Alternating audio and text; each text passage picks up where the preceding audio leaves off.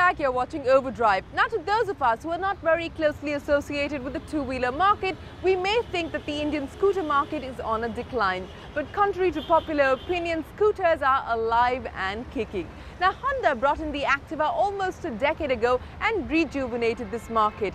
The Activa continues to be the largest selling scooter and generates huge volumes for HMSCI. But we now have two new players on the block, the TVS Vigo and the Mahindra Duro. Do they have what it takes to take on the Activa? Here's the verdict from Team Overdrive. Just the other day, the producer of the show was telling us that we've never done scooters on Overdrive. So here it is, the first scooter story on the Overdrive show. What we have here are the three scooters that have made the most noise over the past few months. Honda's Activa, almost a decade old, is the largest selling scooter in the country today and has just been refreshed. Mahindra has aggressive plans to dominate the scooter market, and its contender is the Duro. And finally, we have the latest offering from TVS. The Vigo is the newest scooter in the market, but will it be the best? That's what we're here to find out today. With me, I have Vijendra Vikram. He's been road testing motorcycles and scooters for the longest time at Overdrive. And I also have Firdaus. She's one of the newest members of Overdrive. She's a girl and she's a stunter. Not usually on these things, but believe me, she pulls great wheelies. Today, however, we're going to go away from the wheelies and talk more about practicality. And let's start with the styling.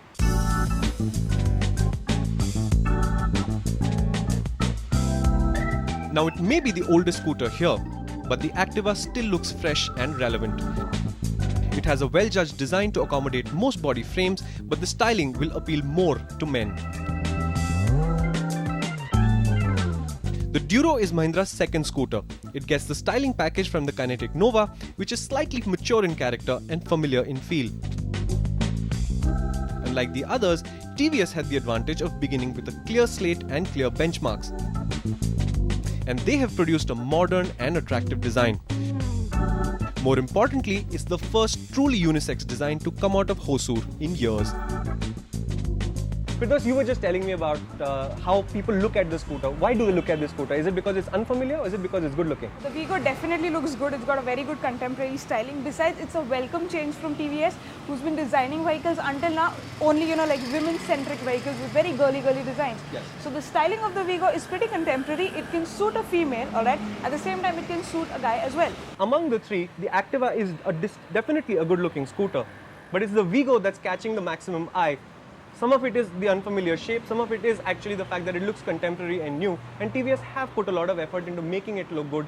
From the little bits like the LED blinkers to the design of the headlamp. Everything looks compact, fresh and edgy, which is a nice change from TVS. Does that translate into the performance? Let's talk about that. The Activa is the oldest name here, but not the oldest powertrain. That would be the Duro's 124.6cc engine that comes from the Flight. It's a smooth engine and it's quick. The Duro needs 9.3 seconds to get to 60 and it has the highest top speed here at 91 km per hour. The Activa has the new 109cc engine, but it doesn't feel underpowered. It's a super refined engine and will get the Honda to 60 kmph in 10.2 seconds. The slick Vigo uses a 109.7cc engine similar to the one in the TVS Jive. It posts the quickest time to 60 at 8.1 seconds, but correspondingly sets the lowest top speed here at just 71. But how are they to ride?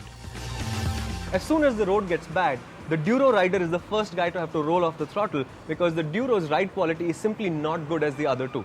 So let's talk about that.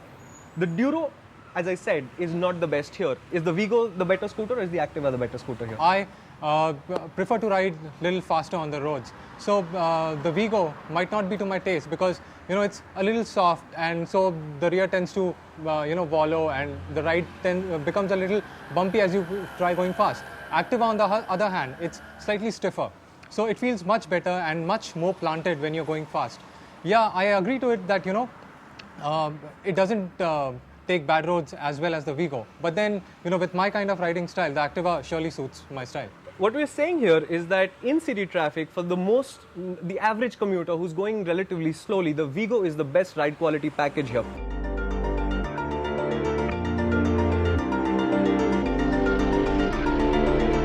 And finally, it's time to look at the economy and the price. This is where our performance king, the Duro, runs out of steam. At 47.7 kilometers to the litre, its economy is bettered by both the others. But then again, it is the cheapest scooter here, with prices starting at just 38,000 rupees, a whopping 9,000 less than the Honda. The 47,000 rupee Activa is, however, the most frugal scooter here at 54.5 kilometers per litre. And that leaves the Vigo. At 51.57 kilometers per litre, it's good but not the best, and its prices start at just over 42,000 rupees ex-showroom Pune. In the middle, but well on the lower side of the spectrum. But what TVS have managed to do is very interesting. Every time you bring up any discussion about the three scooters, the Vigo either has a feature point to prove or it's simply better. Whether it be refinement, it be performance, it be ride quality, it be handling. And in that, I think TVS have cracked it. They do have the best scooter on the market right now. And at Overdrive, there is this tradition of taking one of the test vehicles home. Since I'm the senior most here, if I had a choice, that's the one I'm taking home.